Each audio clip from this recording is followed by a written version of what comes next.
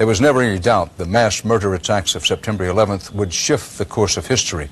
But few could have suspected they would quickly lead to a robust U.S. military presence in remote parts of Central Asia, long ruled by the now-defunct Soviet Empire. CBS's Elizabeth Palmer is on assignment in Kyrgyzstan. The new air base in Kyrgyzstan grows a little bigger every day, and already it's made history.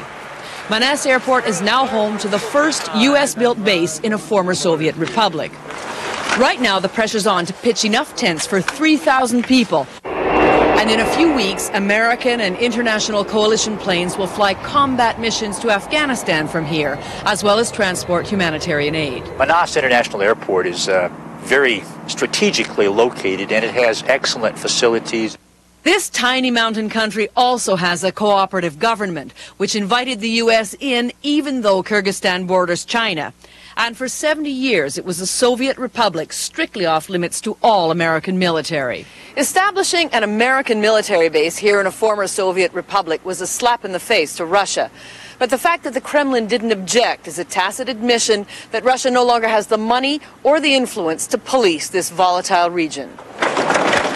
For the most part, Kyrgyzstan is peaceful, but these moderate Muslims have been terrorized in attacks by Islamic fundamentalists with links to the Taliban. The Kyrgyz government hopes that a U.S. base here will put an end to that threat. But there is a possibility that the base itself could be a target for terrorist attacks. So every day, armed patrols tour neighboring villages. I have to be honest, though, I didn't know where the place was until a month and a half ago. It's partly a public relations exercise and partly intelligence gathering. Ask him what's in that trailer rental. But not everyone is this pleased to see the Americans. They're not going to leave, says Parliamentary Deputy Adahan Madumarov. Long-term, the U.S. wants to be able to flex its muscles here on the borders of China, Pakistan, and India, all nuclear powers. Regional politics aside, though, the 300 men and women here are focused on the job of getting this base up and running with all the snags out by April. On assignment in Kyrgyzstan, I'm Elizabeth Palmer, CBS News. In the Middle East, Israel has responded swiftly to a new suicide bombing. Israeli F-16 fighters fired missiles at Palestinian security offices in the Gaza Strip and the West Bank tonight, just hours after a Palestinian set off a bomb in Tel Aviv, killing himself and wounding at least 24 others. The militant group Islamic Jihad said it was behind the attack, but Israel is holding Palestinian leader Yasser Arafat responsible.